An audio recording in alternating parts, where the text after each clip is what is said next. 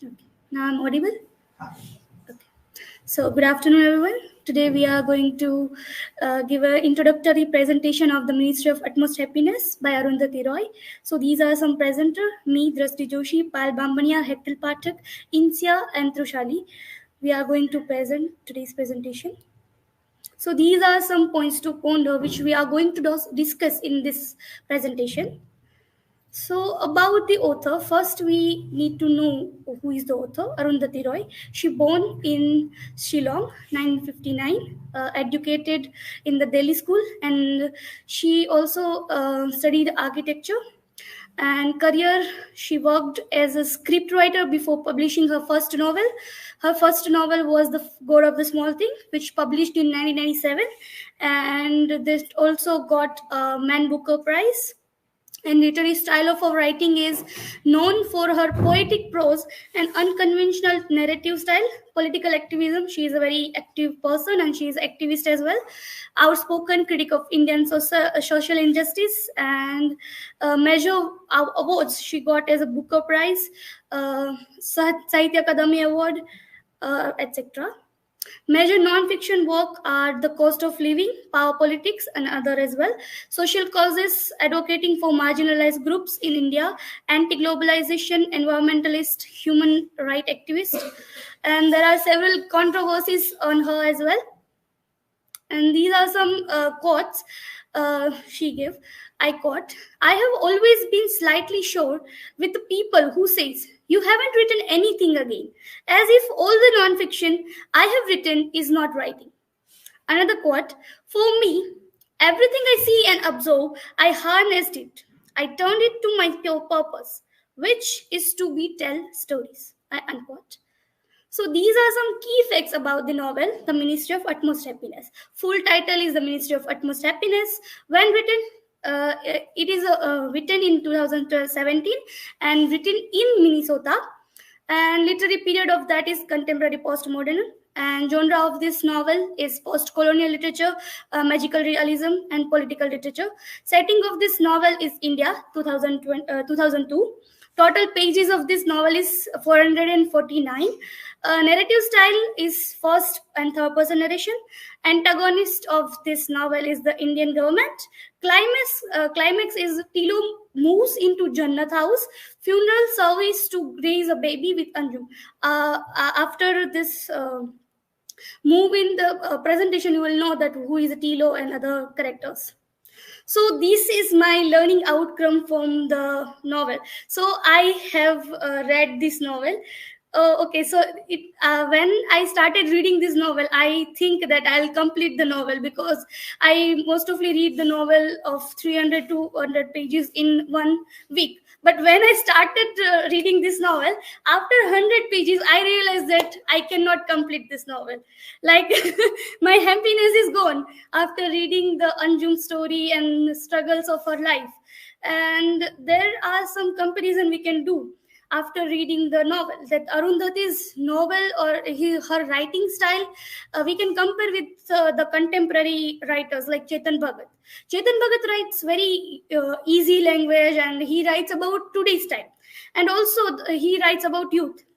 And on the other hand, Arundhati Roy, her writing style is very complex. Like whenever you started reading her novel, you realize that there are so many stories within the stories. So yeah, that's the thing. And Chimamanda Ngozi says that the beauty of multiple storytelling, and she also says that the danger of one story or only story. We can feel here that there is so many stories of one character, and one character has a multiple stories, and that's the thing. And this is the beauty of multiple storytelling.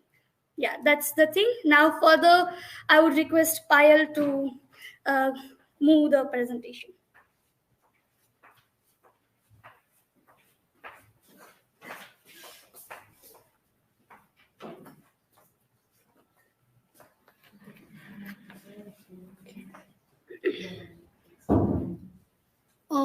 Hello everyone. In this presentation, I am going to dealing with a narrative technique and major characters. So first, narrative technique of the novel, The Ministry of Utmost Happiness. The narrative pattern or technique is scattered. Scattered means various stories is connected with each other. Uh, the scattered technique to connect the different part of the story. For example, chapter 6 about the future of Miss Jabin, Link Anjum and Tilo's tales.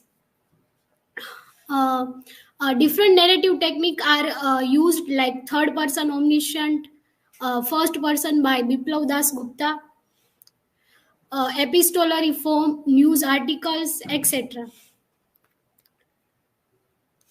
Autobiographical elements about Roy's own life are woven into Tilo's character. The setting also mirror Roy's own home. Major characters of the novel. In this novel, so many characters, so I divided into parts. Part 1, Khwabga, the Anjum or Aftab. Anjum is the protagonist of the novel. He or she, son of Jahanara and Mulakat Ali, or we can say him or her as a hijra. Mulakat Ali, father of Anjum. Jahanara Begum is a mother of Anjum. Alham Bazi is a midwife of Mulakat Ali. And Iman Ziauddin is a blind Iman, a friend of Anjum. Kulsumbai is the head of the graveyard, or we can say Khwabga, where all the Hijras are lived.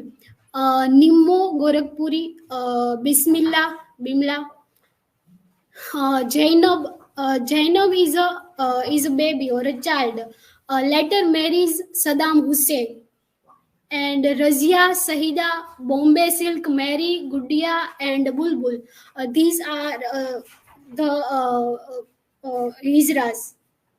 And the second part, graveyard, Jannat guest house, or we can say Jantar Mantar. Jantar Mantar is a place in the Delhi. Zakir Mia is a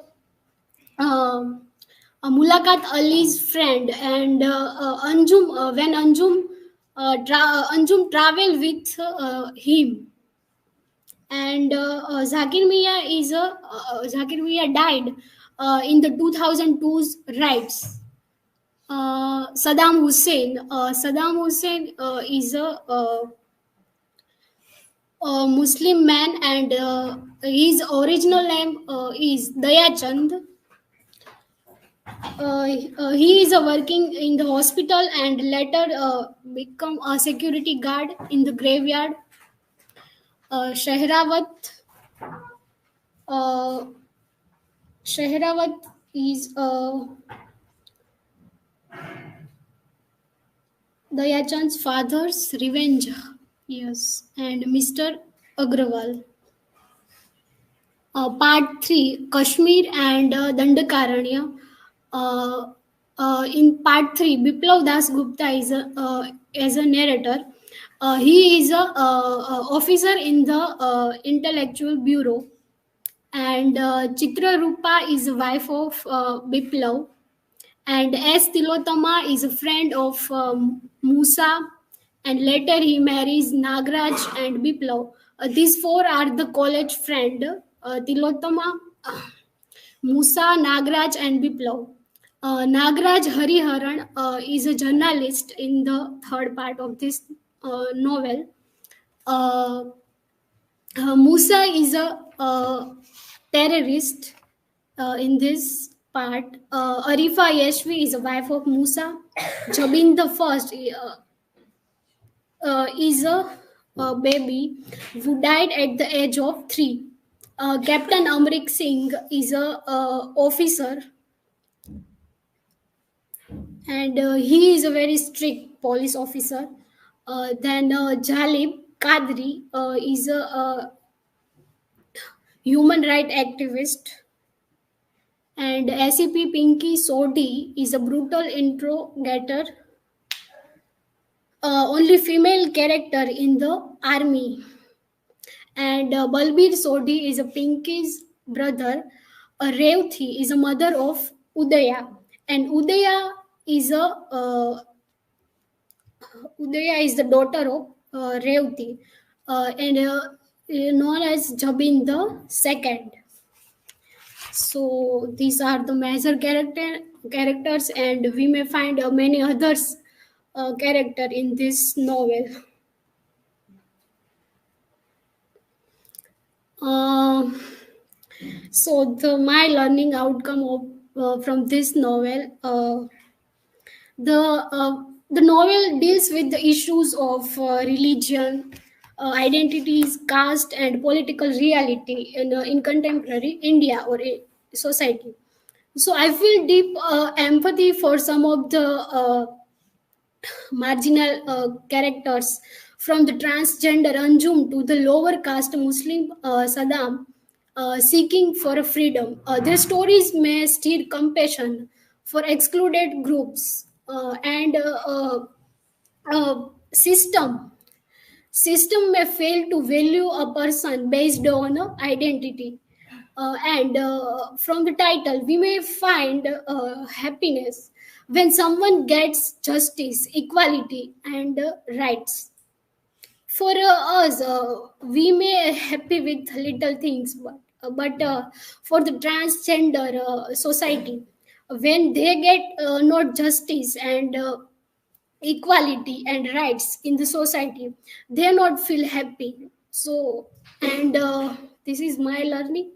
And what I like in this novel, first one is a storytelling, how to tell a shattered story by slowly becoming everybody, no, by slowly becoming everything, and multiple languages uses, and the beauty of old Delhi.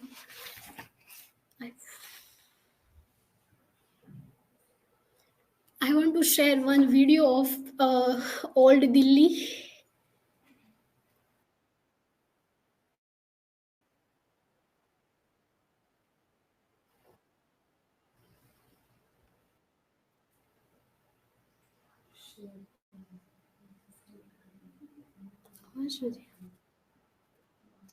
No problem. So this will get this copyright thing.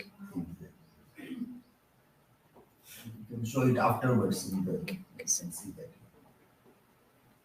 So thank you. I will call Hacker.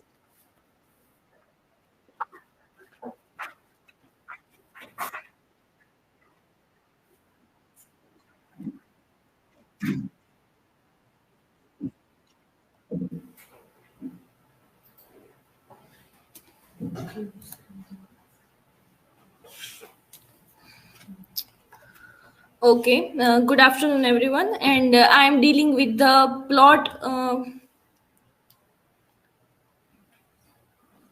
overview of the novel. So basically, this novel, The Ministry of Utmost Happiness, is a very much complex novel, because at a first glance or at a first read, it is very difficult to understand.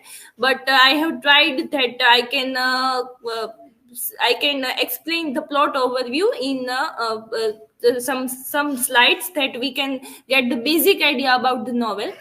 In the novel, there are 5 different words, that is Khwabga, then Jannat the graveyard, Chantar Mantar world, the Kashmir, and Dandakaranya. So these are the 5 worlds in which the entire novels revolves around, and also there are so many characters, as Payal mentioned.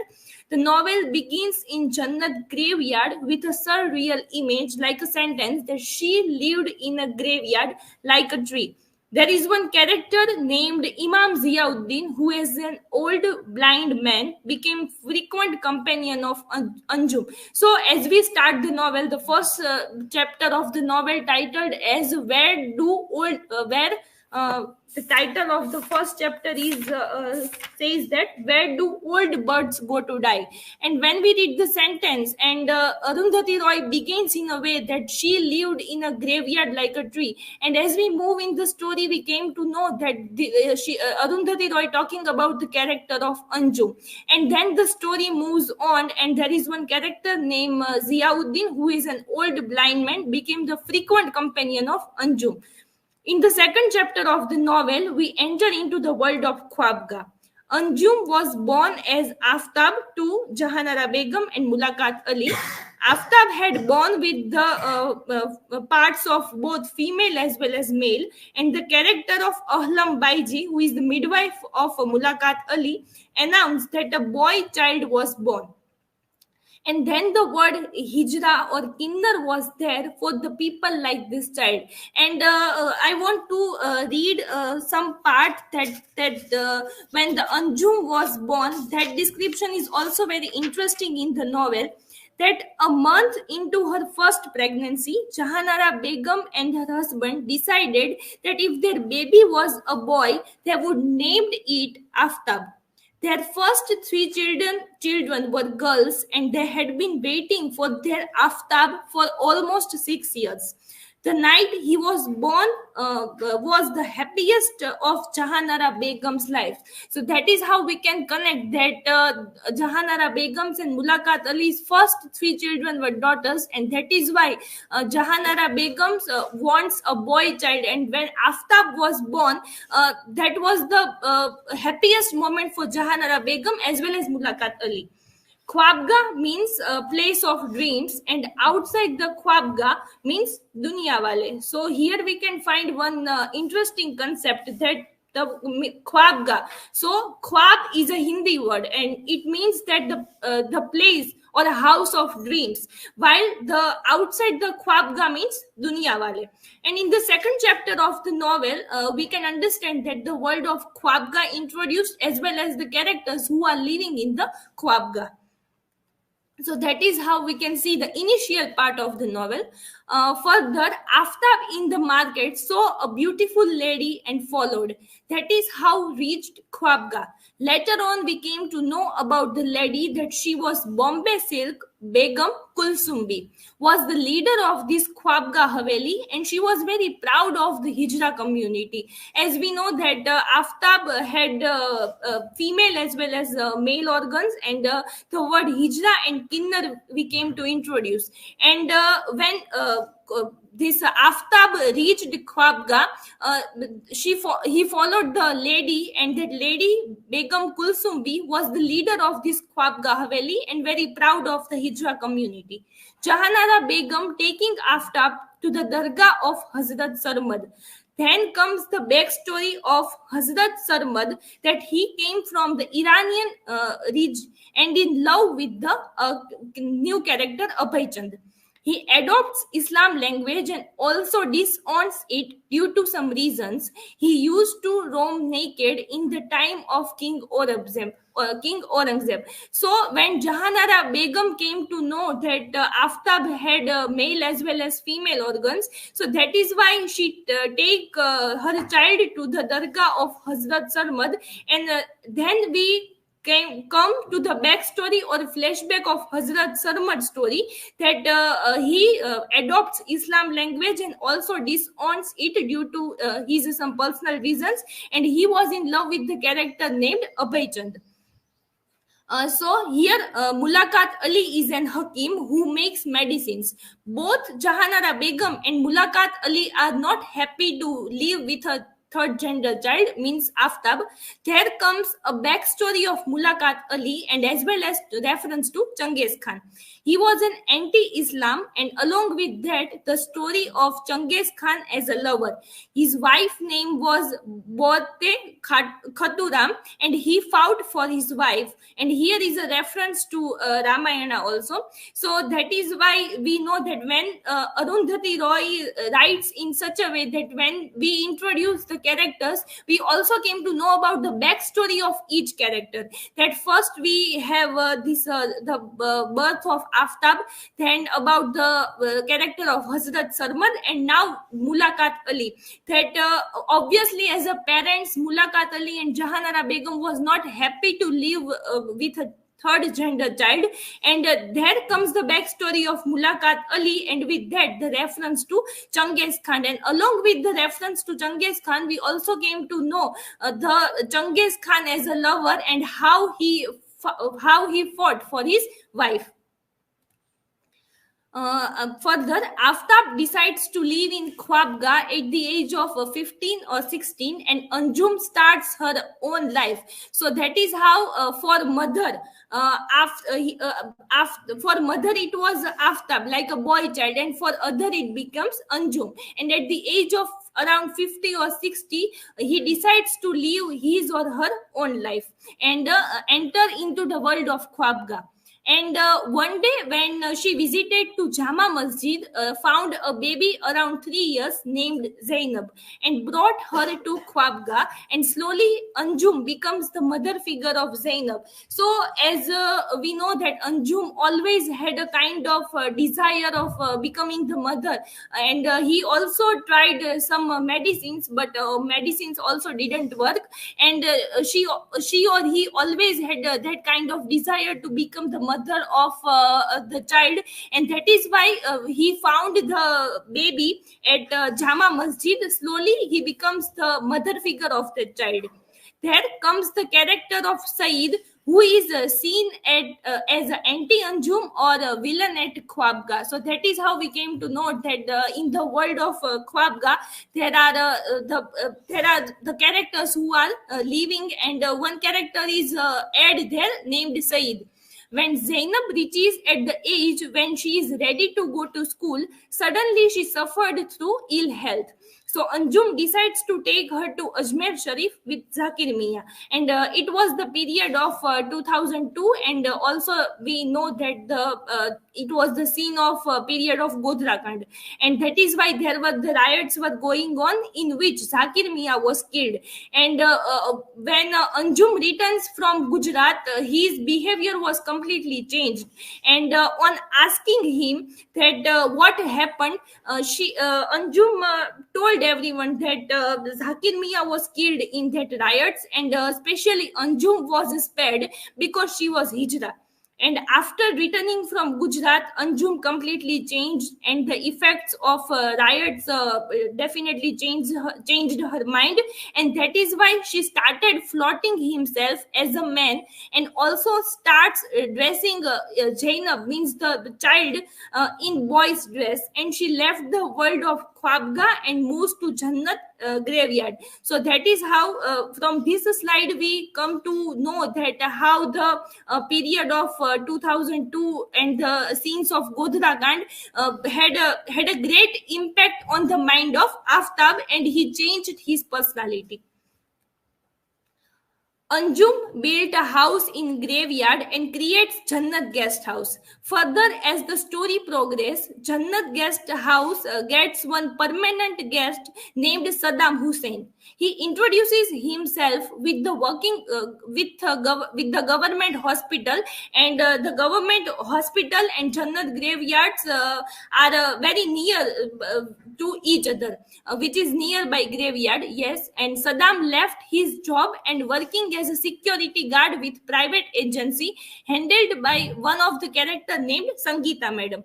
One day, Saddam was caught lying that he is Muslim. So first, Saddam introduces himself to Anjum as a Muslim person. But one day it was caught by Anjum, and Anjum came to know that Saddam Hussein is not a Muslim person. And then comes the backstory of Saddam Hussein's character, and that is how we came to know that his real name was Dayachand, a Chamar from Haryana. So he belongs to a Dalit class. In childhood, as a boy, he witnessed his father's murder. So he thought that one day he will kill Shehrawat. He has that desire of revenge and deep hatred in his mind. He says that, and when we came to know the backstory of Saddam Hussein or Dayachand, we came to know that in childhood he witnessed his father's murder, and from that time he had that revenge to kill the person who murdered their father. And he says that when he came to Delhi, he saw that America was hanging Saddam Hussein. That news was coming on the TV, and we can understand that that visuals remains in the mind of Dayachand from the childhood, and that is why he adopted that particular name. That real name is Dayachand, but he thought that I will adopt the name of Saddam Hussein, and thinking that one day I will also take the revenge of my father, because when the news was coming on the TV and when America was hanging Saddam Hussein at that time, the one kind of dignity on the face of Saddam Hussein, and that is why that thought came in the mind of Dayachand, and that is why he adopted this particular name. Moving towards the world of Jantar Mantar, a group from Jannat guest house decides to go to Jantar Mantar, as there were lots of news about protest and also a lot of gatherings were going on.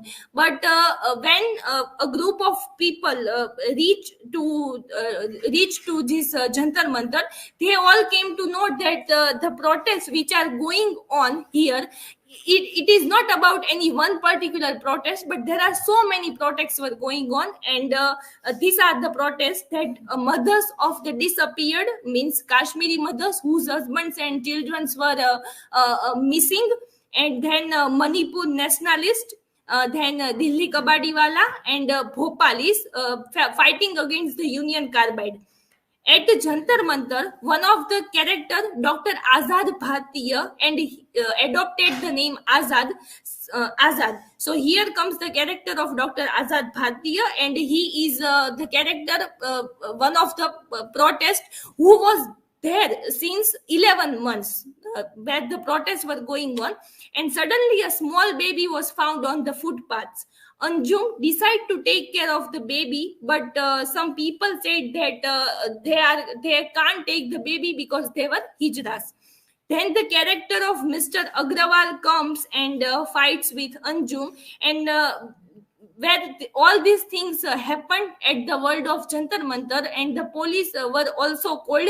And suddenly, when the Hijras and Mr. Agrawal were discussing with each other and fighting with each other, in all these things, suddenly the baby lost. And here we can see that the chapter of Jantar Mantar ends here, where the baby lost. So that part remains the secret of the novel till the novel ends. That how the baby baby lost. In the third part of the novel, it discusses about the world of Kashmir. So first we have seen about the world of Khwabga, then we have seen about the world of Jantar Mantar, and now we are in the third part of the novel, we are entering into the world of Kashmir. Here we find the group of characters. They are like Biplav Das Gupta, S. Tilotama, Nagraj Hariharan, and Musa Yesvi. So these four are the college friends, and the story again flashes back to their college days, and we come to know that all when the novel entering into the world of Kashmir, here we can see these four characters, they all were college friends, and then the story goes back into their college days, when we come to know that all three characters like Biplav Das Gupta, Nagraj, or we can say Naga, and Musa attracted towards Tilotama during their college days. So Tilotama is a kind of character, a mysterious woman, which remains the secret towards the end of the novel. And when these all four characters were friends in the college, and they participated in one drama, and at that time these three characters had some kinds of attraction or closeness towards Tilotama. And as the story moves, Biplav Das Gupta's wife Chitrarupa and his two daughters Rabia and Anya, the baby which was lost from Jantar Mantar was taken by Tilotama. So where we have the world of Jantar Mantar, that the baby lost. Here in the third part of the novel, we came to know that the baby was taken by Tilotama. And Dr. Azad Bharti is one such character who links all these characters together. So at that time, the character of Dr. Azad Bharti appeared, and he is the one character who links all other characters with together. And he also suggests Tilotama that give the baby to Jannat guest house, and that way all the characters get connected with each other.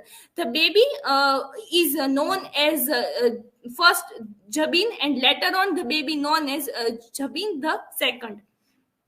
And then the name of Musa's wife Arifa and their daughter lived in Kashmir. So in one of the encounter, Musa's wife Arifa and daughter killed accidentally, and that part of the novel or that description in the novel is very much tragic. And when we introduce these four characters, yes, at that time I forgot to mention that Musa was a terrorist, but we have that question in our mind that how Musa becomes a terrorist, and that is revealed here in this part of the novel, that his wife Arifa and their daughter lived in Kashmir, and in one of the encounter, accidentally Musa's wife and daughter both were killed, and that particular incident leads Musa to become a terrorist. Further, Captain Amrik Singh, who is a strict officer, and somewhere he also believed that violence is very much necessary when we are working with this group of terrorist people. And another character, Jalil Qadri, was caught and his dead body was found. One day, all these things happened, and one day the news came that Captain Amrik Singh killed his family, means Captain Amrik Singh killed his wife as well as his children, and also he committed suicide. And everyone thought that it was only Musa, who is a terrorist, who went there and killed them. So the blame came on Musa, that he is the one who had done this. And as the story progresses, there are so many incidents which took place, and suddenly when yes, this Tilotama goes missing. At that time, Biplav Das Gupta goes into the apartment of Tilotama, and at there he finds some of the photographs and documents, and that is how he came to know that Tilotama is one such character who knows many behind things. At that time, Biplav Das Gupta came to know that Tilotama knows many things, and the character of Nagraj, with an interview with Ejaz, gets to know that how the group of these terrorists works.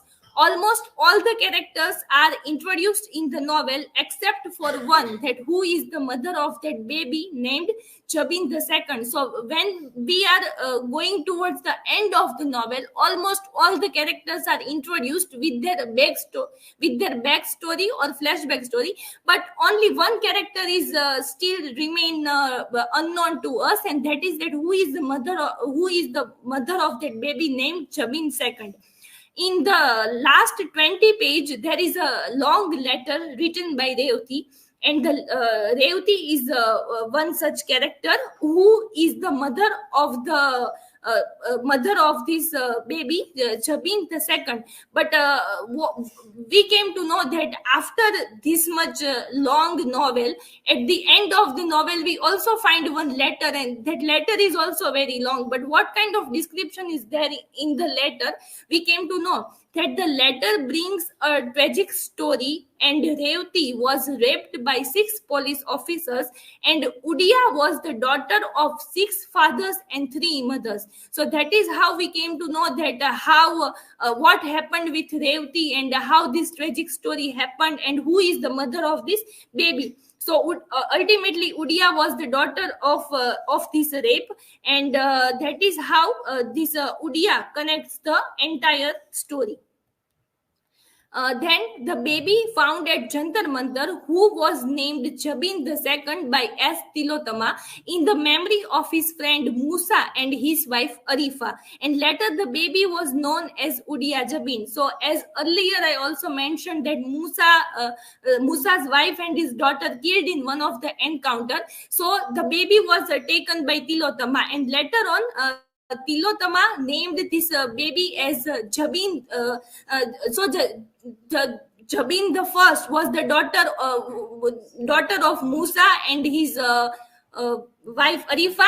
And when this baby which found at that place, and it was taken by S. Tilotama. So Tilotama named this baby in the memory of his friend Musa and Arifa, and that is why the baby's name is as Jabin II. And later the baby was known as Udia Jabin. In the last scene of the novel, Anjum was restless at night, and Anjum and Udia went for a walk. In the ending part of the novel, it seemed that he knew that everything will end happily and beautifully, as now the baby Udia Jabin has come. So ultimately, when we read the entire novel, we came to know that.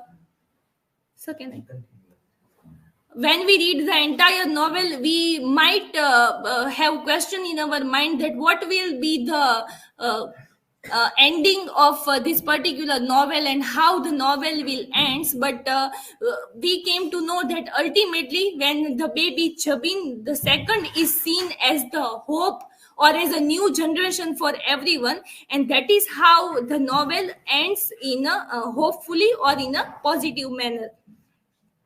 So that is the plot overview of the entire novel. It is very much complex, and from the plot overview, what is my learning outcome is that multitude of stories as well as characters. Definitely, these points comes the first in our mind when we go through the entire plot narrative. That there are so many characters as well as their backstories, and not only one incident which took place, but there are many stories and characters.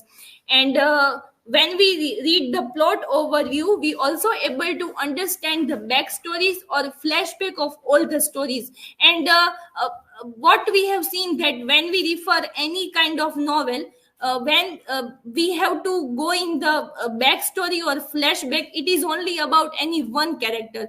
But here it is not like that. Here almost every character have their own backstory and flashback story, and that is why it becomes very much complex. Also, sort of magic realism, Arundhati Roy and Salman Rushdie. After going through the plot, I can connect the dots that as also Salman Rushdie in his novel Midnight Children use this technique of magic realism, as well as in this novel The Ministry of Utmost Happiness. The novel starts in a way with a surreal image that she lived in a graveyard like a tree. So that is why we can found magic realism in the works of Salman Rushdie as well as Arundhati Roy, and connecting the incidents and issues that we all are facing in today's time. So Arundhati Roy has written the things in such a way that we can connect the incidents as well as the contemporary issues in our society. Arundhati Roy's use of satire through different characters, as we can say that when this character of Saddam Hussein appears, at that time we came to know that he was doing the satire on the doctors as well as this political or a private agency which was handled by the character of Sangeeta Madam. So that is why almost Arundhati Roy uses the satire use the satire with the help of different characters and political references and connecting the dots. So as Drashti mentioned in the key facts of the novel, that this novel Indian government is on the main focus. So that is why we can connect the political references and the style of Arundhati Roy. So that is how this is my learning outcome after understanding the plot overview of the novel. And now for further discussion, I will like to call INSEA. Thank you.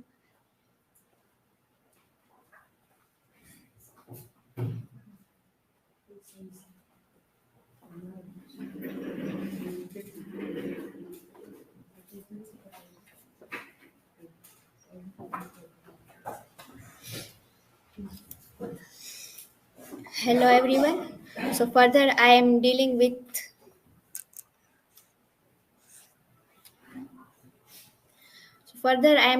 the major themes of the novel. These are some themes. So first, let's discuss gender identity, social division, and coexistence. Here in the story, through the struggle of Anjum, writer presented the gender norms and showcasing the novel's exploration of fluid and diverse spectrum of gender identities. Anjum navigates a society deeply divided by gender norms, facing discrimination and exclusion throughout her life. Jannat Guest House offers a temporary heaven. Here they are live freely, and outside the world they have no respect. But here they live freely according to their wish.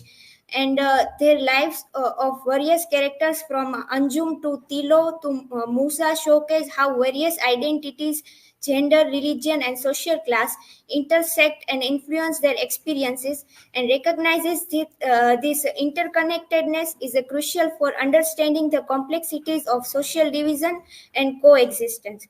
So here we can find here in Hijra community there are Anjum, she is a Muslim character, Mary, she is a Christian character, and other two, Bulbul and Gudia, they are Hindu characters, and they live in Khwabga, this present coexistence, and outside world there is a dunya.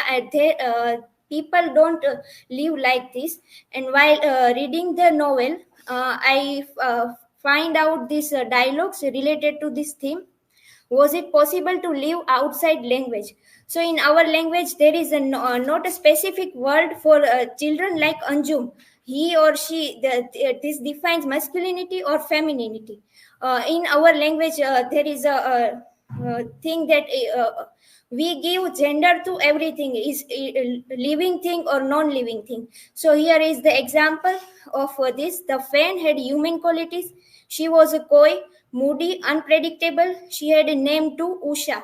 So even we give gender names to non-living things also. These dialogues are from original text. Next is religion and power. The novel critiques the misuse of religion by powerful figures for political gain. Gujarat Ka Lala's rise hinges on manipulating Hindu nationalism and demonizing minorities and erasing their stories. And the novel criticizes both sides of religion extremism. Here in the novel she presented the Gujarat riots also, Sikh riots also, and the Kashmir terrorism problem also. And she described that how the problem of religion and power, if they are blending together, then it is harmful for any nation. And novel warns about the danger of mixing religion and politics. When religious leaders gain political power, like some Hindu and Muslim figures in the novel, it can fuel extremism and threaten our safety and freedom. Through portraying the extremism of religiously affiliated political leadership among Hindus and Muslims alike, Roy highlights the danger of lack of separation between church and state poses to citizen safety and liberty. She says that church and the government, they have to work. They have to work. In a different way, that they don't have to mixing with each other. The cost of modernization. In that era, there is a time of globalization and modernization. So, Arundhati Roy highlights some effects of this modernization. And the cost of modernization fall heavily on those excluded from its benefits, including farmers, beggars, and Kashmiris. This group suffers literal and figurative deaths as their lands, livelihoods, and even existence are threatened. So these people are forced by governments to give their land on the name of that vikas and this progress. The guest house symbolizes a space outside the norms of time and progress, offering a temporary solace from the harsh realities. While Indian modernization at a rapid pace in this novel, Arundhati Roy exposes the dark side of progress, highlighting the exploitation of marginalized communities and the erosion of cultural identity for the sake of economic gain. So, in this novel, Arundhati Roy exposes the dark side of modernization and globalization, and she says that how people have to suffer because of these things. Social status in contemporary India. The novel highlights the plight of Dalits like Saddam Hussein. So, as Hethel described, that he is a Chamar originally, but he changed his name and he want to take a revenge of his father's murder. So, this describes the status of people in India, the marginalized people and people who are belonging to minorities. They have to suffer, and India's Muslim community faces increased oppression as Hinduism aligns with national identity. The incident in Jantar Mantar exemplifies prejudice against Muslims, denying them basic human rights and Indian belonging. India's progress comes at the expense of its poorest citizens who are forced to leave their homes or give up their land. These people simply don't count as a people, and their entire existence is ignored or treated as a person, probably by the Indian government. So here we can find that the marginalized people or people who are not good in economic condition, they have to suffer the more. How and why stories are told. Stories serves purpose beyond the truth. Stories are for entertainment, not for the truth. She wants to say that. And here Arundhati Roy says about rewriting of history.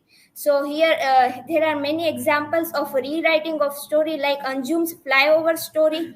And in the novel there is a one dargah, Hazrat Sarmat Shahid Shrine, and people visit that dargah.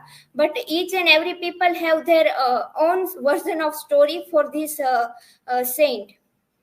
Sarmat's spirits permitted those who came to him to take his story and turn it into whatever they needed it to be. And here she also described how powerful figure controls the narratives, erasing identities and histories like Gujarat Ka Lala manipulating the sound and light show. Even stories are commodified in supermarkets of grief. And there is other example of rewriting the history of Mughal empires also. And the novel acknowledges the impossibility of one true story, demonstrating this with conflicting accounts of Thilo's arrest. Embracing diverse perspective is a crucial, avoiding the dangers of a single official narrative. Here is the quote from original text: "If you like, you can change every inch of me. I am just a story." So here we can find a multiple storytelling and especially rewriting of history or any story. And through this, she wants to tell the importance of the story, how the stories are told, and why the stories are told. The nature of paradise. The title of the novel concerns on happiness. It deals heavily with the where happiness can be found and what it consists of. And another way of putting this is that the novel involves the search of paradise, a place of perfect pleasure and contentment in the Abrahamic religion. So the title of the novel is The Ministry of Utmost Happiness, and where we can find happiness. So people connect this with idea of heaven or paradise, especially the in Abrahamic religion. So Khwabga, it's a Hindi word which pronounced as a house, dream house. It's also offer a glimmer of hope for marginalized hijras, but it's more like a beautiful dream than a real solution. Even though it welcomes people from different backgrounds, it feels separate from the harsh realities of outside world. Its very name, House of Dreams, reminds us that it's a temporary escape, not a permanent fix to the problem faced by hijras. Jannat Guest House, here also a graveyard name is also Jannat. Guest House is also Jannat, which literally means the paradise. Acts as a sanctuary for outcasts. Yet its a location in a cemetery and a fantastical element suggests it's both fragile and broader on the afterlife. The kind of paradise the novel describes is one that exists alongside suffering and death. Through this theme, the nature of paradise, she also involves the theme of death and life. So everyone wants to go to heaven, but for that, people have to die first, then they will go to heaven. So this idea she also reflects here, and she also says that you have to make your paradise here in this world, not to another world. Here are my learning outcome. So first, I read some part of the novel where I find that question of acceptance and discrimination for transgender in our society. So the people even till today don't accept the people like Anjum, and we can see here that her parents, Anjum's parents, are also not happy to being a parents of a transgender child, and even their parents are abandoned this type of children. And narration technique of Arundhati Roy, it's very interesting. In this novel, she intertwines the historical incident and poems, and she also put news articles and epistolary novel. She, as Hetal mentioned, there is a letter of Revti, and here is a poem by Mir Taki Mir. So she uses this to satirize the power and contemporary time or contemporary situation. And we can see in historical incident, she portray about the Gujarat riots, Sikh riots, the history of Jammu and Kashmir, and then Jantar Mantar, and the history of Genghis Khan also. And there are such many historical incidents are there. She says about diverse narratives and challenging one-sided views. So there is we can find multiple storytelling, and in the case of Hazrat Sarmat Shahid, there are many stories about that. In our time, it's a digital era. It's hard to find there is a single truth and which story is true. So it's here it connects with the only story by Julian Barnes. Dangers of blending religion and power, Maoism, Kashmir. There are some events which are still relevant in our time. And in a historical incident, she portrays this Roo Afza, history of Roo Afza, how it's became, it's first started by Hakim as a medicine, and after sometimes people uses it as a drink, and it becomes popular in India. And through this, she says that this drink watches the bloody separation of a country of India, of East Pakistan and West Pakistan, and the journey of Roo Afza to Coca-Cola. We can read it as a symbolically as a global part of globalization. And here she satires on a superstition in case of Anjum and Zainab. When children becomes ill, firstly their parents visit holy shrines or any religious place rather than hospitals. So here Arundhati Roy make a satire on this also. So these are from my side. Thank you very much.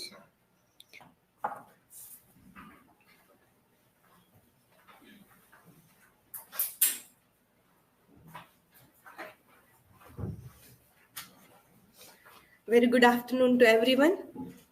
I am going to deal with the symbols and some of the research articles.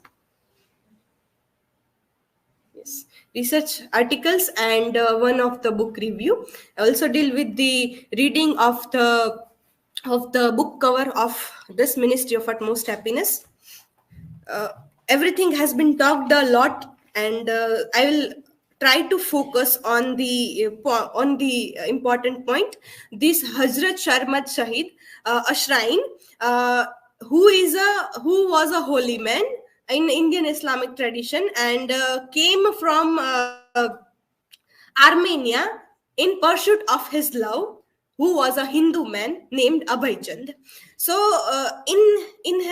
during that dwelling in India, he was executed for apostasy due to religious doubts and refused to recite Kalima. There is no God except Allah. So he just said there is no God, there is no God, and emperor of that time executed him. And the shrine of Hazrat Sharmat Sahib became the most popular and a symbol of intense spirituality.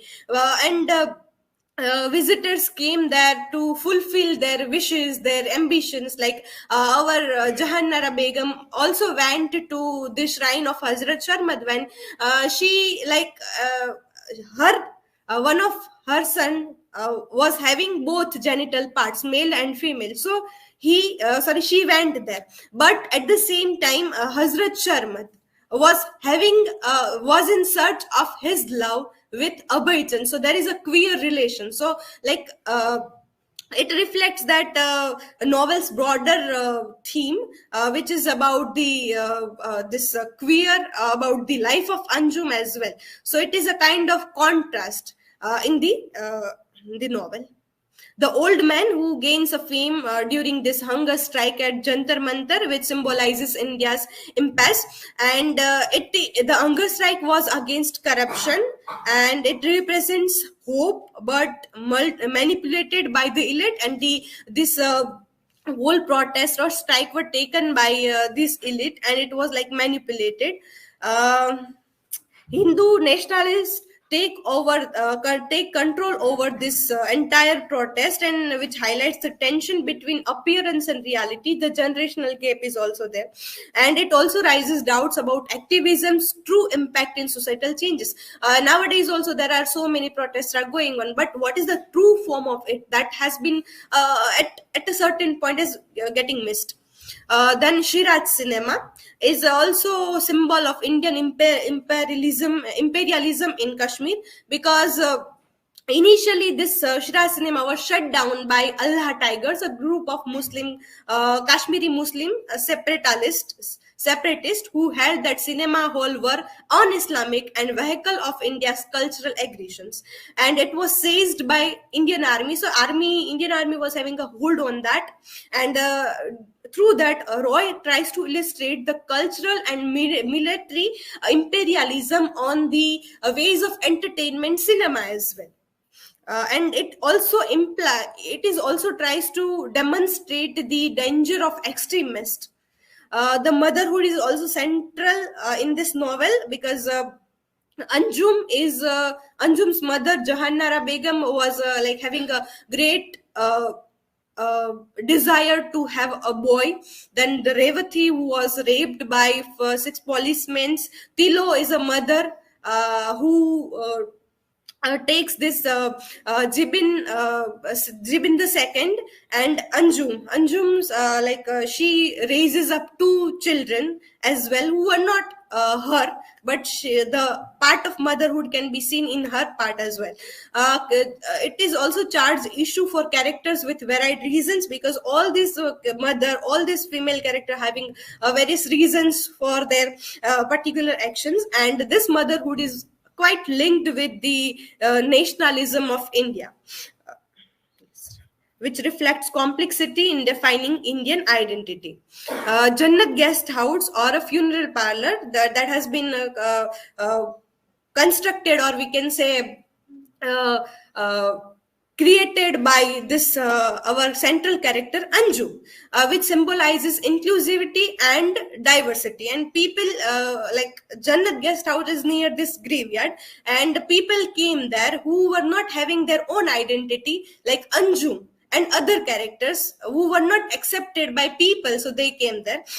Safe haven for marginalized individuals, like this Dayachand also went there, who is also named as this Saddam Hussein.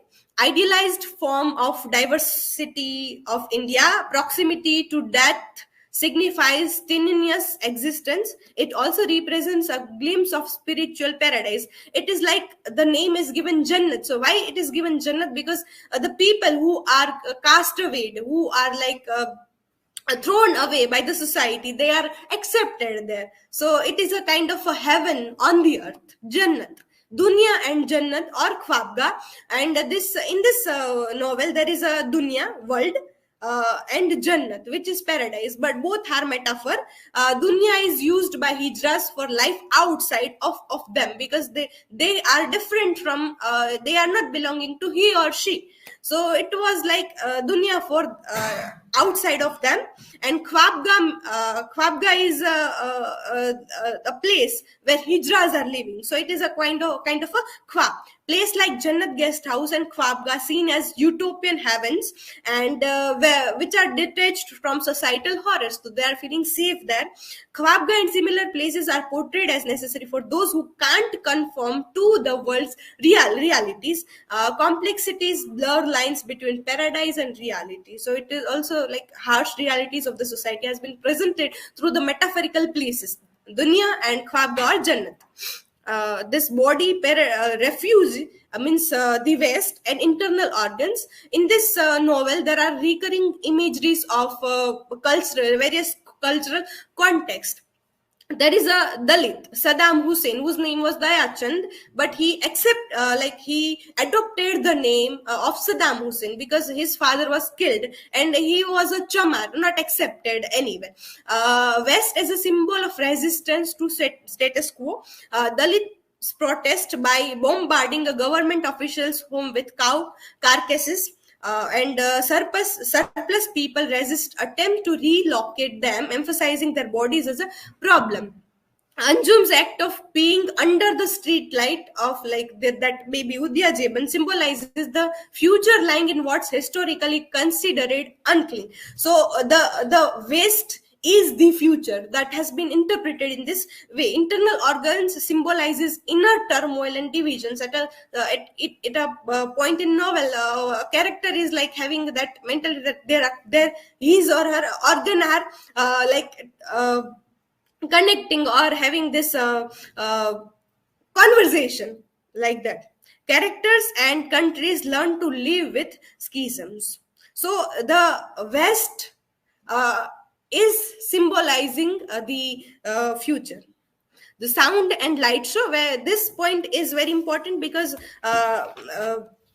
the sound light show was one where the history of Muslims were given, the history of hijras, because at that time of Mughal emperor, so they were having lots of wives, and for that, to take care of them, they were having a hijra to take care of their queens. So the history of Mughals has been erased by Hindu nationalist government. So the history of hijras has also been erased as well. And at this show, the sound and light show, this Kulsumbi used to take the people at Khwabga of her community, but now that agenda has also been erased as well. Gujarat Ka Lalla, that has been Gujarat's beloved, symbolizes Hindu nationalist threat, and which is based on the chief minister at that time, Narendra Modi, rise to prominence after 2002 riots, Godhra riots, and which foreshadows danger for characters, represents looming threat of Hindu nationalism, because the nation is moving in a direction of a one religion and is becoming much religious. Color saffron, that also connected with the Hindu nationalism, and it also represents the violence of Hindu extremist parties, and the riots, Godhra riots, that is also connected here.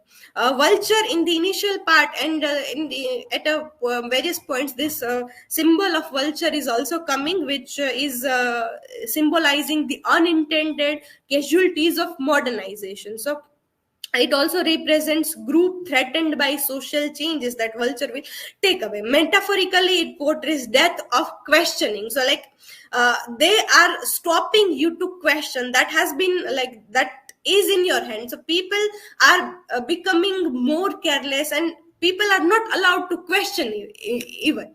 Reflects impact of nationalist agenda on diversity, having one nation, one language, one nation, one this. So that agenda is carried through this symbol and challenges the plurality within the nation. The last chapter is named Yukum, the dung beetle. When this dung beetle is a hope of novel's ending, because at the end this Udaya Zibin also represent the hope for the future. And this if this symbol is used like humorously, because it is an insect who you like makes a ball out of dung and who lies on its back with legs in the air to save the world.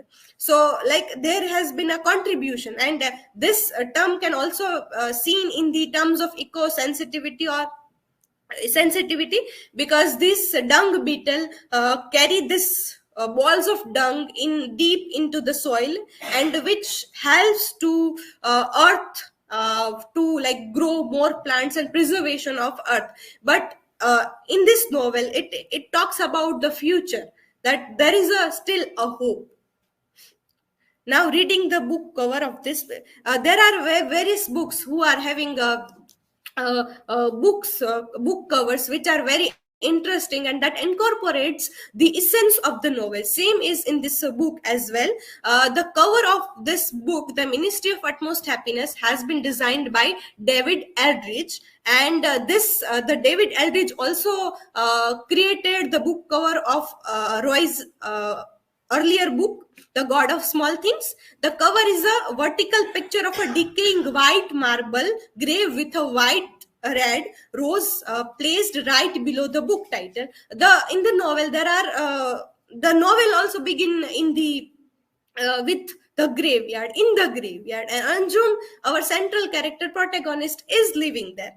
One of the novel's core setting is the graveyard. It becomes very important in the story and it speaks to many of its themes and ideas, so it felt right to reference that setting on that jacket. So throughout the novel that has been shattered stories that are linked with each other, and there is riots, there are strikes, there are shattered stories of characters and search for their existence, everything. It also conveying light, eroding, distressing part of the stone to create a sense of age and decay. So here the part of decay that also symbolic. The object of beauty are in fact the process of decay. Also there is a tiny fly here in this part, if you will see carefully. There is a fly caught in time on the front of the book. So all the characters are caught in a time frame within the novel. I have given this link here. It is a audio video book, or it can be categorized in e-lit category as well, though not created digitally, but it has been not by writer, but it has been created again in a digital form, which is very interesting. Audio video, Roy's own voice of reading the book, some of its parts. There are symbols through which you can identify certain things. There is music, so you all experience it. It is very much interesting. It is the website name is also the Ministry of utmosthappiness.com. I have taken 3 articles and 1 book review that is very interesting. First one is Political Overtone and Allusion in Arundhati Roy's The Ministry of Utmost Happiness by Prashant Muraya and Nagendra Kumar. It talks about the political overtones and allusions in this novel and provides a background of the novel, which is divided into 2 main storylines following of Anjum, the transgender, and in Delhi, and another is about Tilo Musa Naga and about the Kashmir conflicts. It also draws allusions to major political events, figures, and issues in contemporary India, which includes 1975 emergency, 2002 Gujarat riots, and rise of Hindu nationalism under Narendra Modi, corruption, protest, and cow vigilance violence in Unnao also. So that video you can also find through these allusions. Roy tries to situate the characters amidst India's complex recent political history. The analysis show how she offers critique of figures like Indira Gandhi and Narendra Modi. This article also demonstrates how she uses allusions skillfully in the novel to highlight the plight of marginalized communities in India and comment on its volatile political climate in recent decades. Then this ecofeminist study of Arundhati Roy's The Minister of Utmost Happiness by Swati Chaudhary, it looks at the novel with the ecofeminist lens, which talks about nature and female, both women and nature, how they are exploited and oppressed by patriarchal societies. And the background is in India, tracing it back to movement like Bishnois and this Chipko movement. Anjum is a transgender woman who is marginalized by the society, and Roy tries to practice like testing on animal and impact on modernization on non-human species. Where does the old bird die goes? Yeah. The first one is, where do old birds go to die? And the death of birds due to this experiment of the medicine that has been given to cows to produce milk, all the references are taken there, and through which how it is being having a kind of impact on the nature as well. The plight of women in India, from Tilo's unhappy marriage to the exploitation of Adivasi women. It argues that Roy show how the fates of women and nature are intertwined through oppression by an uncaring patriarchy. It also criticizes the modern development policy, which has left no place to survive in this poisonous environment for non-human species to live. That the environmental changes that we are also experiencing today as well. Ecofeminist perspective in the novel highlights the parallel between injustice against women and degradation of natural world. It concludes that the novel encourages embracing nature to transform gender issues and this natural issues. At the end, the metaphor of dung beetle is also given. Third one is political and gender issues in the Ministry of Utmost Happiness. It talks about 4 to 5 major things. Transgender identity, as in the presentation earlier also mentioned, that there is no specific identity of them. They are neither he nor she. So, in Urdu, the only language she knew, Jahannara Begum, all things, carpets, books, everything had a gender. Everything was either masculine or feminine, man or women, everything except her baby. So it talks about Anjum, women's oppression. Tilo, though she is not like Rahel in the God of Small Things, as this article tries to explain about or talk about. She is much liberal in her thoughts, not that much, but till there is a restrictions and inequalities faced by women in a patriarchal society. There is Kashmir conflict, trauma and violence, this terror, marginalized voices, caste, religion, minorities, then queer communities, all the things has been also talked. National identity, crisis of national identity, feeling disconnected from the Indian nation state, the desire for self-determination, gesture at issues like religionism and separatism.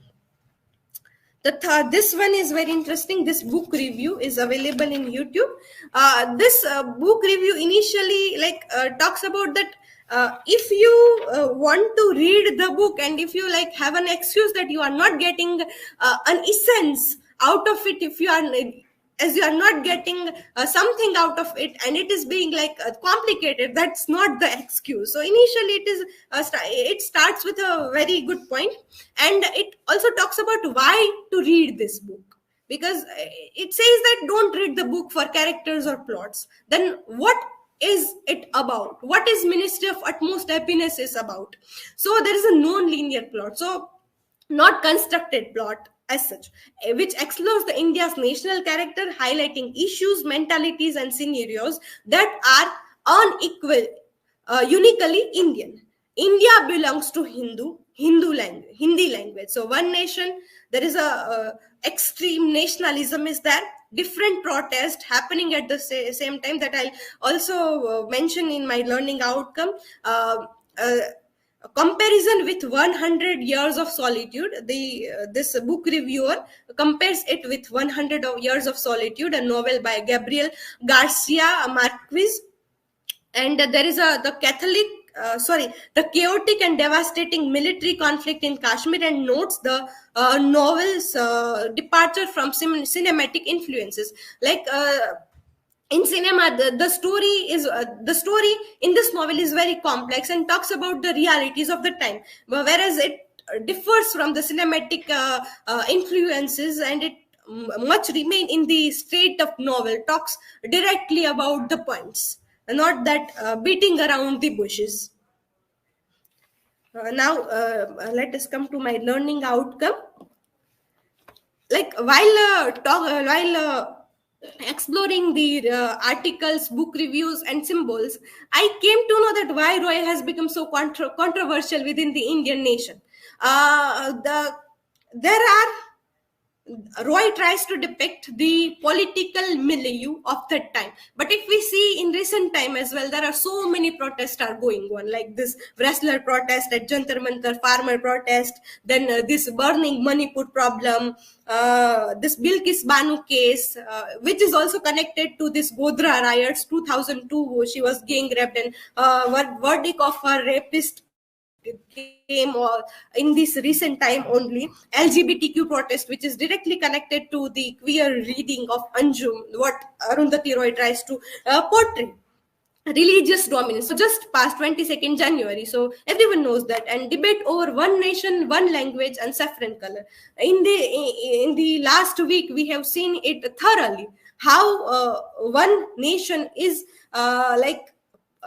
accepting one color, one language, one religion, and getting closer to oneness rather, and avoiding its plurality, and the political use, how political parties are using such things.